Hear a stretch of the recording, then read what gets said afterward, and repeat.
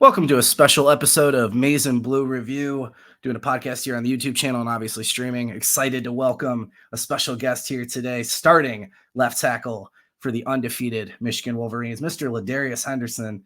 How you doing, man? I'm doing great. How are you? Doing really well. I asked you right before we came on, I know Arizona kid, well, played there recently, but how you doing with the cold weather? We had one day of snow and then it went away, but Honestly, so far I've been loving it. This is oh, yeah. big boy weather, so I mean, if you're over 300 pounds, you have to be kind of liking this. Yeah, and you can always throw on a hoodie, whatever, right?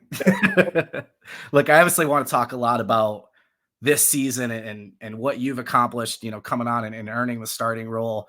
But just kind of briefly touch on, how you got here. I don't know if a lot of people realize you didn't start playing football until pretty late in high school.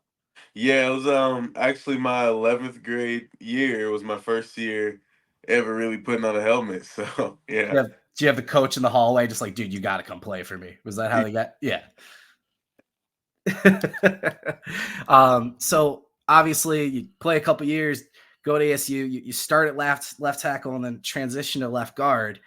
Now you've transitioned back. So for a layman or just a fan, what goes into those position moves, those transitions? And would you say it was harder moving to guard the first time or coming back to left tackle now here in Ann Arbor? Well, I'll start by saying it was probably harder going to guard at first because I mean once you've done something, in a way it's kind of like riding a bike. But for Mm. the thing you've never done, it takes a certain amount of like studying and understanding and film watching to make those transitions, especially from tackle to guard or guard to tackle or guard to center or however, because the technique of those different positions is so different. Like, and for instance, if you're a guard, you're probably setting the guy up to get knocked over more times. And if you're a tackle, you're usually doing more of the knocking over, or that's just one instance. Or when you're reading a twist, now you're reading it from inside out rather than outside in, or just there's so many different things that you might not have done at one position that you're going to be asked to do at a different position. Or what angle should I take to for this guy? Like the angles are completely different at guard, the fight kind of comes to you way quicker than it would at tackle. So Mm. it's just those things you want to be intentional about learning if you're making that switch for the first time. It's interesting because again, I wonder if most fans don't think it is that different. So it's interesting to frame it how different it really is. When you elected to transfer here, I know you talked about you weren't promised anything and you came here because of the culture of competition. But when you first committed, Keegan and Zinter hadn't declared they were coming back yet. So did you have any expectations about position? Like, did they talk about you coming in at tackle, or did you just kind of know, look, I'm going to come in, compete, and I'm going to play where you guys want me to play? Well, I came in wanting to play left tackle because Okay. um, that's what I played my true freshman year. I never actually wanted to leave from it. I ended up having some really good success in the Pac-12 at guard, and I really like guard now. I feel like I've put a lot of good stuff out there for guard on film, but tackle, I just wanted to come prove that I could do it again, honestly. And who doesn't want to play left tackle for University of Yeah, there's some big names that have held that spot in the past. So, and yeah, in terms of your NFL future, I mean, we see it all the time where, I talked to Olu to me last year, and he said the biggest conversation he had when trying to figure out if he wanted to do the NFL was, can you play multiple spots, right? It doesn't matter how good you are at one. They want to know if you can play multiple spots because only so many guys can travel, right? Um, on that culture of competition thing, I just want to touch on that again because I just think, again, from the outside looking in, not only you guys coming in as transfers, but the other guys that didn't leave when you came in, right? And also embraced that competition. And just you guys as a unit and how supportive you are of each other, even coming into the season, right? There was a lot of rotation early. Can you just talk about, again, your perspective of that competition culture coming in, and now obviously being a part of it with this group? Well, I kind of figured when you're trying to go to the NFL or you want to be a starter in college or whatever, you're not only competing with the people in your building, but you're competing with everybody in the country. So we declare, whenever it is that I do declare for the NFL draft, this whole time I've been competing with everybody who's going to be drafted in that class. So I'm thinking if I'm afraid of to compete with two guys or three guys for a spot at one school, then what is that really saying about me wanting to compete with everybody in the country? So I just feel like as a competitor, especially as an athlete, you never really shy away from competition if you're genuinely confident in yourself. So Such a good perspective. Yeah, you got, if you're worried about the dude on your own team, that's right, man. So yeah. obviously you are a starter now, right? You came in against Nebraska and you've held on to that spot. You obviously arrive in Ann Arbor in the summer. You're learning the playbook, getting in and being a part of a position battle. How has your mindset changed, or if it hasn't, now that you are the starting left tackle? It hasn't really changed. I mean, even when you're not, you have to prepare like you are and feel like you are. And just feel like I've kind of had a pretty consistent mindset from even when I was the young true freshman of just, I mean, you can ask the people who are closest to me, even my family, just kind of, I can be overconfident even to a fault sometimes. I feel like that you have to be that way to perform at a high level, especially in positions where there's a lot on the line. So, um, just preparing to be the best version of myself every day is kind of how you get to be the best version of yourself that everybody sees. You kind of go into my next question because I'm interested in terms of where you individually and the offensive line as a unit wants to improve moving into the season.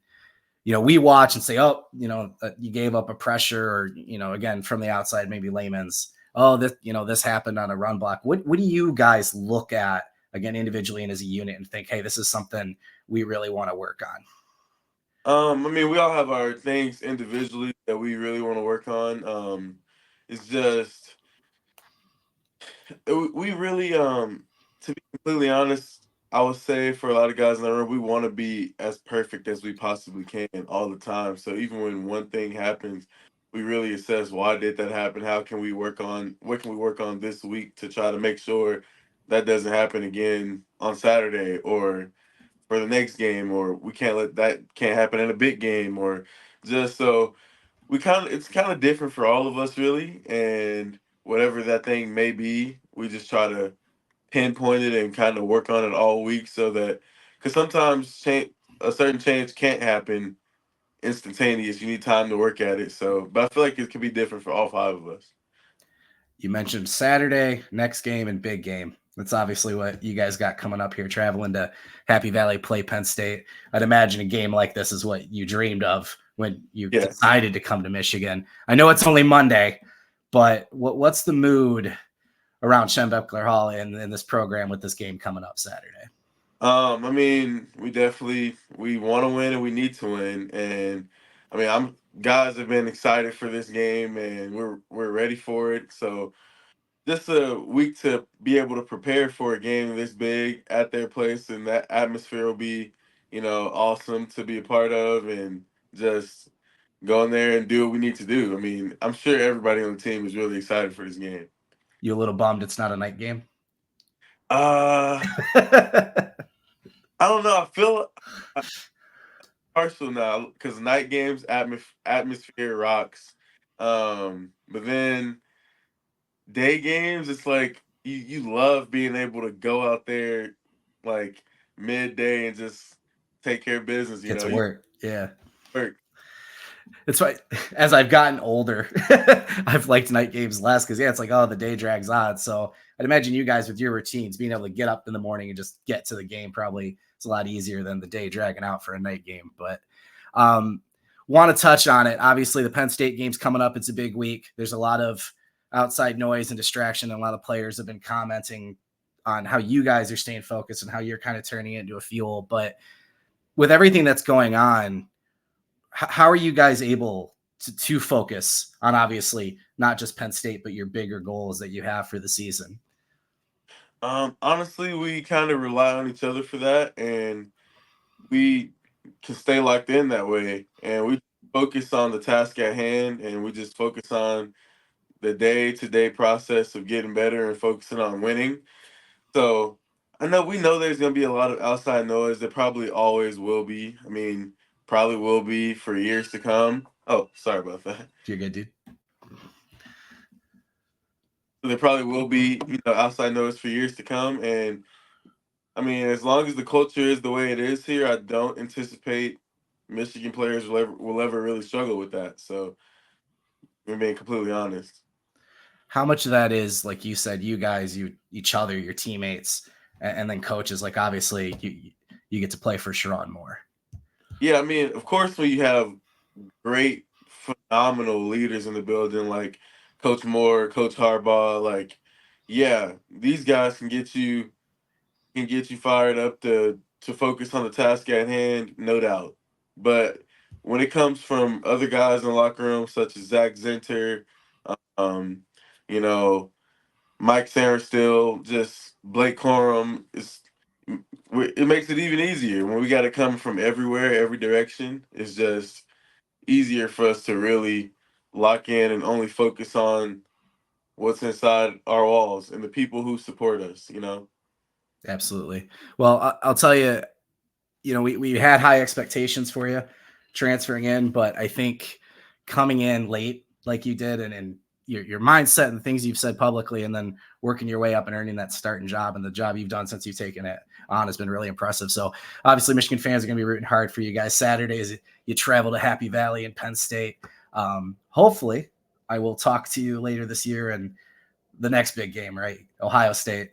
How excited? I know, again, looking ahead, you don't got to talk about planning, but again, when you picked Michigan, how excited are you to be a part of that rivalry? Oh, you come to Michigan being excited to play in that game and just being able to kind of root for that game, root for Michigan in that game for the rest of your life, really. And that's nothing short of a big task, and we're excited for it and we're ready for it, quite honestly. Hey, you smiled a little bigger just bringing up that game. So I got you. All right, man. I wish you the best of luck and best health, obviously, and good luck this Saturday. And we'll talk to you soon. I appreciate you giving me your time. Thank you so much. Yeah. Ladarius Henderson, starting left tackle for the Michigan Wolverines. This has been a special edition podcast brought to you by Maize and Blue Review.